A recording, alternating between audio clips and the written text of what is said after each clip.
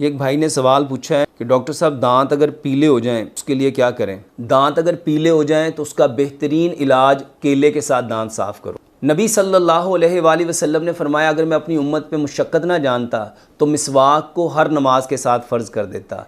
सबसे पहला जो सबसे बेहतरीन तरीका प्यारे पैगंबर जनाब मोहम्मद सल्लल्लाहु अलैहि वसल्लम ने फरमाया है वो मिसवाक है। हमें सबसे पहले मिसवाक करनी चाहिए, इसका अहतमाम करना चाहिए। हर वज़ू के साथ जब हम मिसवाक करेंगे तो दांतों पे पिलाहट नहीं रह सकती, और अगर फिर भी दांत पीले रहें तो केले के साथ दांत साफ़ करें। बेहतरीन इलाज है केले के साथ दांत साफ़ करना। कैसे करेंगे?